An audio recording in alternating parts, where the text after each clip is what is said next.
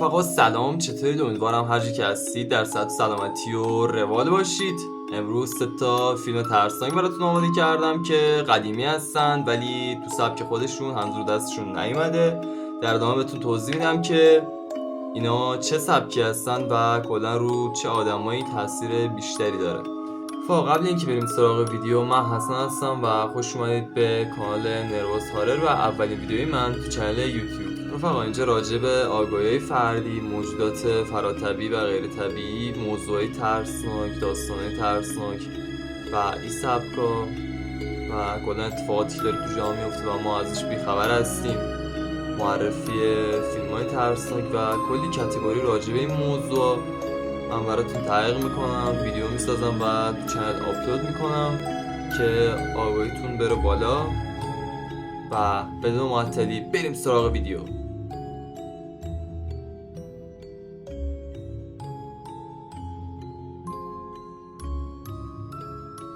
رفقا اولین فیلم اسمش هست دی اومن. این فیلم در سال 1976 به کارگردانی ریچارد دانر تو سینما اکران پخش شده. این فیلم نمره 7 از 10 داخل IMDb که 125,000 نفر رأی دادن و این نمره رو گرفته. 5 جایزه و 8 بار نامزد دریافت جایزه بوده. 4.5 ستاره گرفته. ژانر فیلم ترسناک و رازآلود. بچه این سبک فیلمه یه جوریه که داستانی و شیطانیه، محصول کشور آمریکا. 111 دقیقه یا 1 ساعت و 51 دقیقه هم فیلم است و حتما ببینیدش. رفقا فیلم دومی که میخوام براتون معرفی کنم اسمش هست دی اودرز اگه اشتباه نخونده باشم. فیلم سال 2001 به کارگردانی و نویسندگی آلخاندرو آمناوار اکران و پخش شده.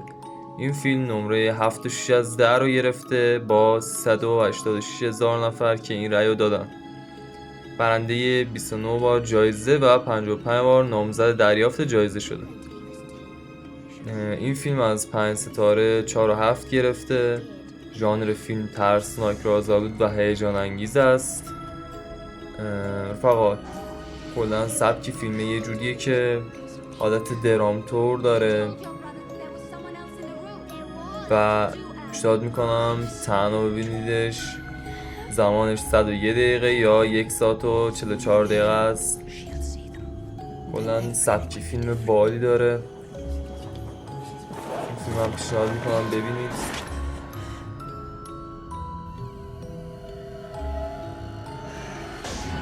و تریلرش رو که ببینید کلا میفهمید چجوریه.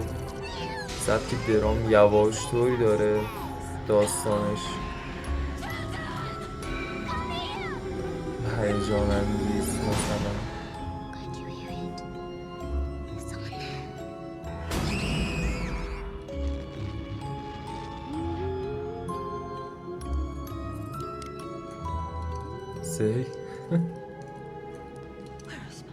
داشتم سلام.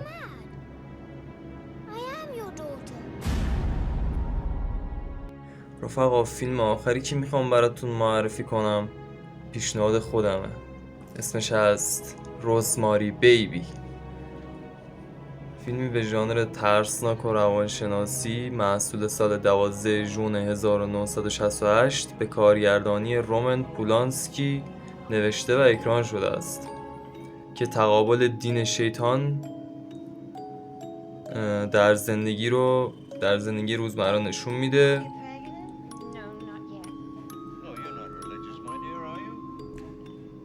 بچه های سبک درام خیلی متفاوت جالبی داره.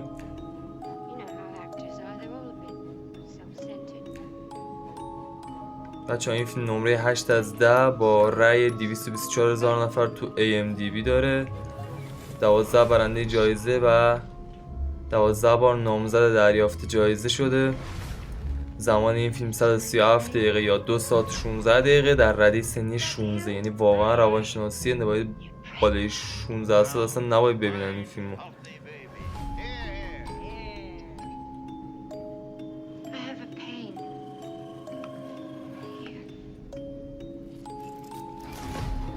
پیشنهاد میکنم این فیلمو حتما ببینید. و نکته آخر، این فیلم ها کلا برای کسایی که تو سبک روانشناسی هستن و علاقه دارن تاثیر بیشتری میذاره و پیشنهاد میکنم تنها ببینید، چون این ویدیوها داستانی است و باید با دقت دید.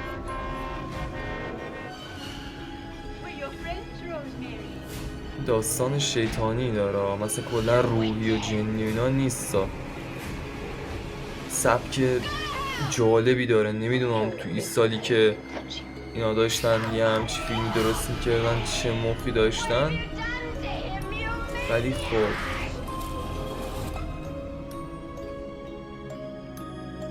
آره دیگه این هم تریلرش که رفقا مرسی که تا آخر ویدیو با من همراه بودید. امیدوارم که از این فیلمایی که براتون معرفی کردم لذت کافی رو ببرید. اگر این سبک ویدیو خوشتون میاد لطفاً چنل من رو سابسکرایب کنید، ویدیو رو لایک کنید و تا از فیلمای جدیدی که براتون میذارم جا نمونید. خلاصه که عشقید، هر جا هستید موفق باشید. تا ویدیوی بعدی، خداحافظ.